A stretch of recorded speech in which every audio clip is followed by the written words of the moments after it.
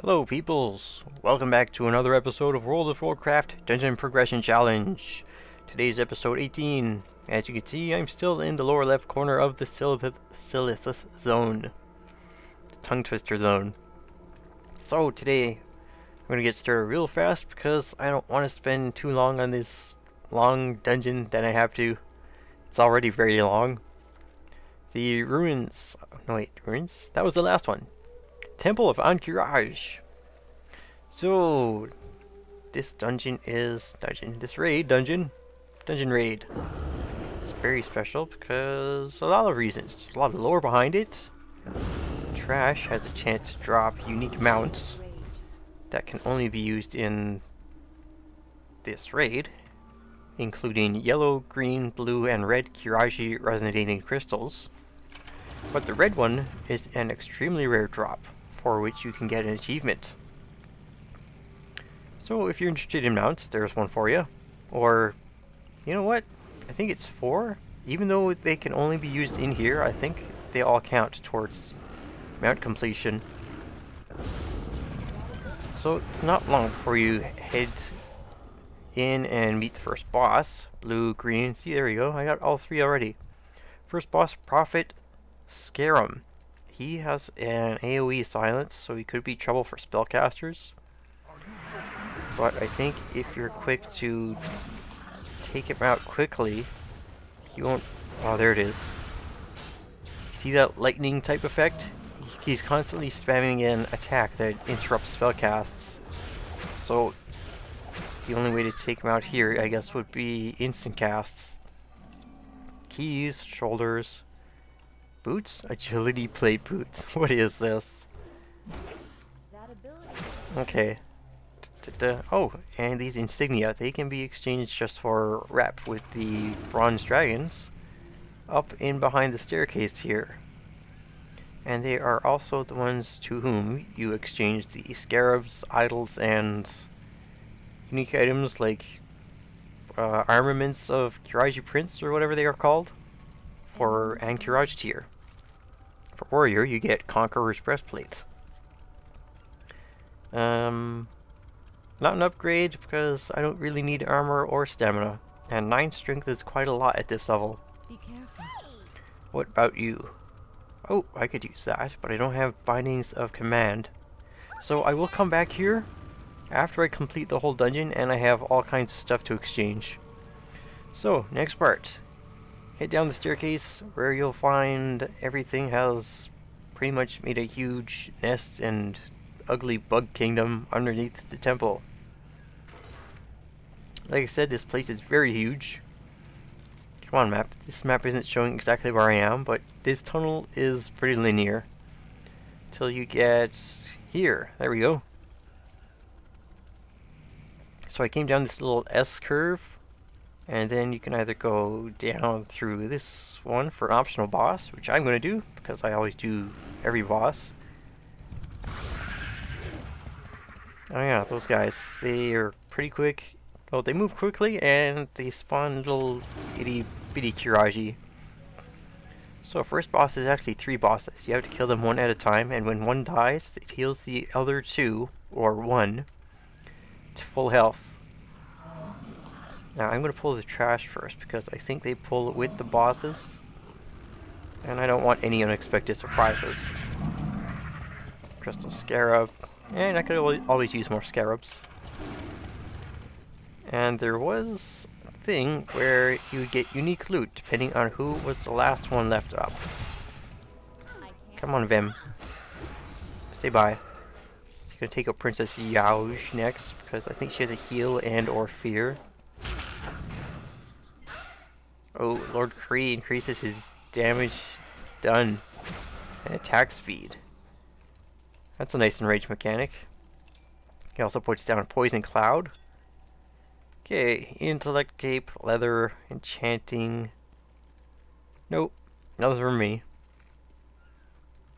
Am I slow? I'm in combat. I think I'm going to be in combat until this cloud dissipates. Nope. Well, good enough. Onward.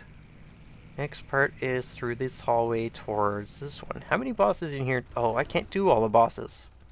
Because Viscidus, ugh, he's a pain in the butt no matter what level you are. Because he doesn't really want to obey the rules of, you know, getting his butt kicked by higher level players. I will explain that when I get to it, or maybe after the next boss. So, throughout the raid, you'll find all kinds of different trash, coffers and things. Oh, and these guardians, they have a charge and knockback, which sends you up pretty much as high as the ceiling.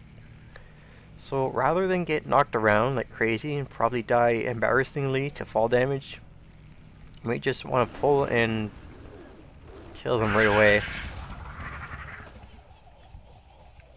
These are the ones that spawn little borers. I love the sun. Thank you. Next boss is Battleguard Sartura. Does a whirlwind and chases players. And of course, you are meant to take out the smaller mobs first.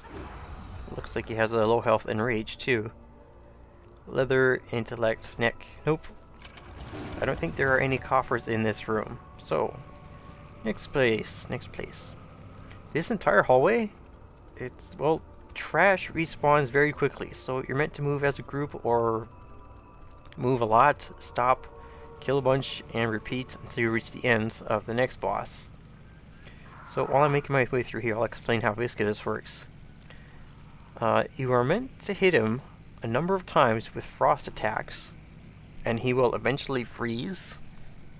You can follow along with this by actually, well, figuring out or researching the number needed, or just watching the chat because it says Viscidus is close to freezing solid, Viscidus is starting to freeze, things like that. And then once he actually freezes, you have to hit him a number of times before he thaws, and that will actually kill him. So I don't want to go too far into this boss room of Ahn'Qiraj the Unyielding, because he's got a pretty big aggro radius. So I'm going to wait here till all these Vecnus drones catch up to me. It's too bad only the green ones drop anything. And it's not even that good. Okay, there we go. Now, rather than just wait and see his abilities, I want to take him out right away because his abilities are pretty annoying. Well, not really, but just the one. Oop. Well, I could use another trinket, but this is useless. I'm the only player in the raid, the group, and there's really no point to reduce threat. The only ability that will be a pain in the butt for me to deal with on Ahn'Qiraj is he would... where is it? Now here's one. He would like teleport players to an alcove. They would be stunned and have to wait to get broken out or suffer the duration. And when you're by yourself, it's really annoying. You don't know where you are. You can't do anything. You have to wait. It's just terrible. And there was another mechanic where he would summon some worms, and if you didn't kill them fast enough, they would enrage and get a buff and increase their damage done by like 100 or 200%. I think that was pretty cool. Okay, next part, you'll come to nice sunroof. I don't know, maybe the bugs want to get some sun once in a while. There's a... not sure what this room is. Swimming pool? Indoor pool? There's a coffer on this side of the room, and I think one on the opposite end. Oh yeah, and this trash is pretty much like the first set of trash in Ruins of Ahn'Qiraj, in that they will knock you back and up, and if you pull a bunch, you're pretty much stuck bouncing around in the air. So, where are we now? Princess Huhuran. And as you might expect, she has a huge aggro radius. I can't even get in charge range before she aggroes. She has two kinds of poisons. One of them stuns, one of them is just plain old poison. Okay, Bindings of Command. I forget what that's for, but it's for warrior, so it might be an upgrade for me. And this is actually a very good place to get gear because, well, there's no other raids to run in vanilla WoW after this. So the best stuff before moving on to Burning Crusade is right here. Up to item level 88, I think. Oh, now this hallway, you've got these Anubisath defenders, and they will pull if you pull the next boss without killing them first. One interesting thing though, once you pull them to gain a buff that, I guess it's random, they choose 2 random magic elements, and if they're hit with either of those, it is reflected back to the caster. It would really kind of suck for mages though. Ugh. You know, apart from, I'm really not sure if... yeah, I don't know if a mage would be very capable of taking them down. Because there was like a big change to mages where arcane spells were really restricted to only arcane. Frost spells can only be used by frost mages. So here's Cthulhu, kinda, more like an apparition or hologram. And we have the Twin Emperors. This was a fun fight back in Wrath when people tried to kill it. Because it was funny and they didn't know how.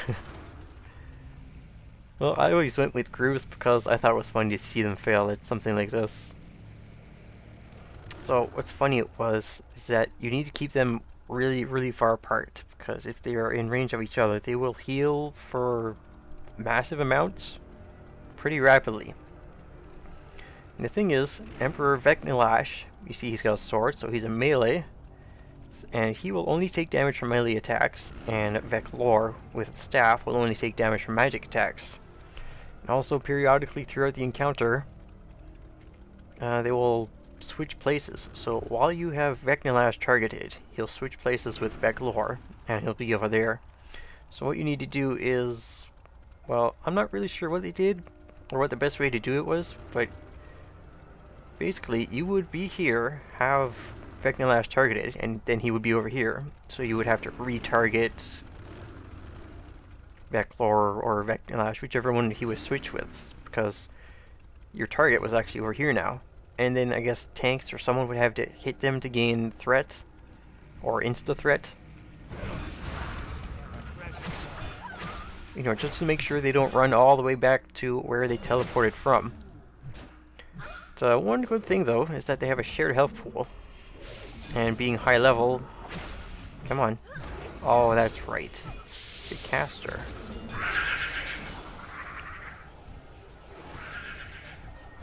Looks like there is only one of these idle Anubisath Guardians things. Oh yeah, they have a chance to drop a pet. This an upgrade? It is. And I'm not sure, but I think it goes with the Paladin transmog? Could be wrong. Imperial Armaments. I think that's for the ones standing outside the temple. Thank you. That's this. And I'm still holding on to stuff that I can't use, like Amber Idol, which is not for a warrior, because I'm bound to find more. And if I keep tossing them out, it'll just be... I'll just keep tossing them out every time I pick one up. So I'll get every single one that I find and toss them all out at once. Now, last boss. Nope, 2 more bosses to go. It's Cthulhu himself, which is somewhere up here on another section of the map. This trash, I think I can pull a whole bunch at once. Next boss is actually optional. In here, forget it, Sandworm something. Can't remember his name off the top of my head. Oh, trash is always fun, isn't it, when you pull a bunch? I mean, when you get fear or stuck, you can't pull as much as you want. Now, am I still going the right way? Yes. Basically, it's a big sandworm. Fun stuff. And I think at certain health thresholds, he would tunnel underground and you had to run away. Fun stuff. But then I haven't raided when it was current, but I really would have liked to. I mean, At this point in the game, I guess anyone is starved for new content. It's like, wow, we've had this for several months already. We kind of need something new. But that's the way it is at the end of an expansion. It takes longest before the next thing comes out. Much longer than we were waiting for just a patch. Let's see, Bone Scarab. Ooh, random purple drop. Your friends will abandon you. No, they won't. I don't have friends. I'm by myself in this raid. That's another thing about this raid. Sometimes Cthulhu will whisper sweet nothings into your ear. You may have heard that. It doesn't even show up in the chat. So, next boss, you don't actually see him there, but you'll see a small cloud of sand or rocks rumbling around. You'll approach it, and he emerges. I think the boss has a short name. Hello, knock knock, who's there? Uro. Huge. Come on. Don't tunnel underneath before I kill you, because then it takes longer. Hooray, I did it. Or maybe it's a time threshold. Uro. Uro's intact hide. Yom Gabar. Increase attack power and an additional 22 every 2 seconds. This is actually better than probably what I just picked up. Yeah, thank you. +1 upgrade. Now, the exit is here. I think there's 1 or 2 coffers in here. There's one. Mine. And I'm not sure, but I think there is one extra coffer than there are keys in this whole raid. So if you're by yourself, rest assured there is enough coffers lying around for you to use for every key that you pick up. Now, video is starting to run on. I guess it has been for a while, but there's only one boss left. Cthulhu, the old god. Uh-oh. I'm pushing buttons to try to close them, and I'm failing. Look at this map talents. So I'm just going to head straight on down to the end boss room. Actually, I think after this trash, the whole path until Cthulhu is completely void of anything. So it's just a really long walk. Trash free. So once you come to the constructed temple type area, you want to be very careful, because if you approach this side of the doorway, you will aggro Cthulhu, probably. Well, but that's how it worked back in level 80. There he is. Okay. Cthulhu, what's up? How you doing? He actually has 2 main phases. Charge in, he aggros, and does an I-beam, which changed to an unlimited number of players. It was funny because back in Wrath it changed to everybody because they all grouped up at the door and died at once. It was hilarious. So what you had to do is, I guess, go in small groups so that... Oh yeah, the reason it killed everybody is because each jump it increased in damage. And if you got like 30 players, that's a lot of damage. And anyone past, I guess, 5th or 6th would guarantee dead. So periodically during phase 2, you would be teleported into the stomach. You'd have to damage and kill these tentacles. And after that, you'd be spit out by Cthulhu, and then you would actually be able to damage him. Because before that, before anyone is able to go down and kill the tentacles in his stomach, it takes like 99% reduced damage. I have Cthulhu, thank you. Cloak of Clarity. Very pink. I think that's it. Now, in phase 1, he'll spawn a bunch of tentacles. Just take them out because they're pretty annoying if they start to pile up. And yeah, that's it. I am going to run back through the whole thing, pick up some scarabs, idols, and things, and see if I can get some tier upgrades. So, this has been episode 18 of World of Warcraft Dungeon Progression Challenge. If you like this video, leave a like. Or if you want to follow along with the series or anything else, you can subscribe too. Okay, Until next time when I start Burning Crusade content with Hellfire Ramparts. See you next time, and until then, be well, stay well, and farewell.